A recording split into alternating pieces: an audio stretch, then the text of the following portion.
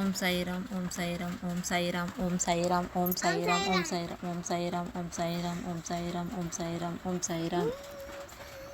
ಸಾಯಿಬಾಬಾರ ಮುಂದಿನ ಚರಿತ್ರೆ.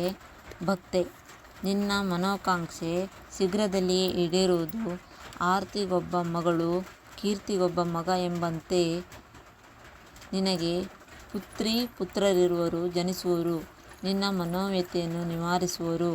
ಜಗನ್ಮಾತೆಯ ಅನುಗ್ರಹಿತ ನುಡಿಗಳನ್ನು ಆಲಿಸುತ್ತಿದ್ದಂತೆ ಆನಂದ ತೊಂದಳಿತಲಾದ ಭಕ್ತ ಸ್ವಾದಿ ಮತ್ತೊಮ್ಮೆ ಇವರ ಪಾದ ಪಂಕಜಗಳನ್ನು ಇದೇ ಭಕ್ತಿಭಾವದಿಂದಲೇ ಸ್ಪರ್ಶಿಸಿ ಶ್ರದ್ಧಾಪೂರ್ವಕವಾಗಿ ಪ್ರಣಾಮಗಳನ್ನು ಅರ್ಪಿಸಿದಳು.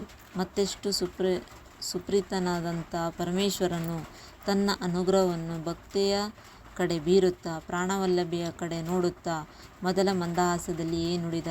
ಭಕ್ತೆ, ನಿನ್ನ ಅಚಲ ಭಕ್ತಿಗೆ ನಾವಿರುವರು ಮಾರು ಹೋಗಿದ್ದೇವೆ, ಸಂತೃಪ್ತರೂ ಆಗಿದ್ದೇವೆ.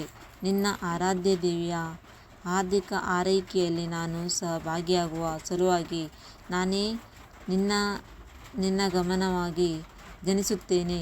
ಸತಿಪತಿಯರಿರುವರು ಸಂತೋಷದ ಸ್ಥಿತಿ ಸಿರಿ ಲಭಿಸುವಂತೆ ಮಾಡುತ್ತೇನೆ. ಪಾರ್ವತಿ ಪರಮೇಶ್ವರ ಅನುಗ್ರಹದಿಂದ ಪುನೀತಳಾದಂಥ ಭಕ್ತೆ ದೇವಗಿರಿಯಮ್ಮ ಭಕ್ತಿಪರವತೆಯಲ್ಲಿ ಮುಳುಗಿ ವಿವಿಧ ರೀತಿಯಲ್ಲಿ ಕಣ್ಮುಚ್ಚಿಕೊಂಡು ಸ್ತುತಿಸಿದಳು.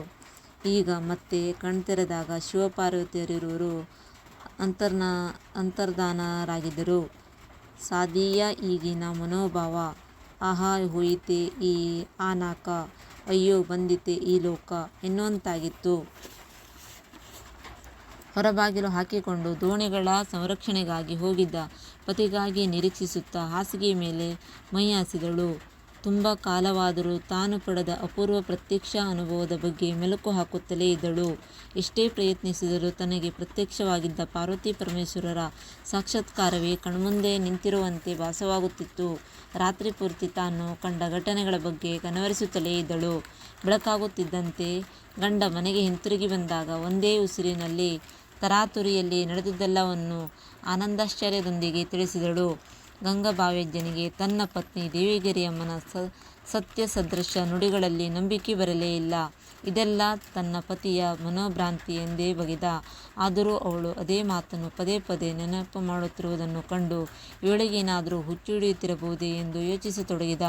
ಪರಮಭಕ್ತೆಯಾದ ದೇವಗಿರಿಯಮ್ಮ ಮಾತ್ರ ತಾನು ಕಂಡುಂಡ ಅನುಭವದ ಬಗ್ಗೆ ಪೂರ್ಣ ವಿಶ್ವಾಸ ಹೊಂದಿದಳು. ದಿನಗಳು ಉರುಳಿದಂತೆ ಒಂದು ಗಂಡು ಮಗುವಿಗೆ ಜನ್ಮ ನೀಡಿದಳು. ಕಾಂತಿಯುಕ್ತ ಪುತ್ರಿಗೂ ತಾಯಿಯಾದಳು. ಮದುವೆ ಆಗಿ ದಾಂಪತ್ಯ ಜೀವನವನ್ನು ತುಂಬ ದಿನದವರೆಗೆ ಸಾಗಿಸುತ್ತಾ ಬರುತ್ತಿದ್ದ ಪತಿ ಗಂಗಭಾವ್ಯಜ್ಜನಿಗೆ ಈಗ ತನ್ನ ಮಡದಿಯ ಮಾತು ನಿತ್ಯ ಸತ್ಯ ಎನಿಸಿತು. ಅವನಿಗೆ ಇತ್ತೀಚೆಗೆ ನಿತ್ಯ ಜೀವನದಲ್ಲಿ ಸಾಕಷ್ಟು ಪರಿವರ್ತನೆಗಳು ಕಂಡುಬಂದವು. ದಾಂಪತ್ಯ ಜೀವನದಲ್ಲಿ ವಿರಕ್ತ ಭಾವ ಮೂಡತೊಡಗಿತು. ಪಾರ್ವತಿ ಪರಮೇಶ್ವರ ದಿವ್ಯ ಸನ್ನಿಧಿಯಲ್ಲಿ ಜೀವಂತವಾಗಿರುವಾಗಲೇ ಕಾಣುವ ತವಕ ಹೆಚ್ಚಿತು.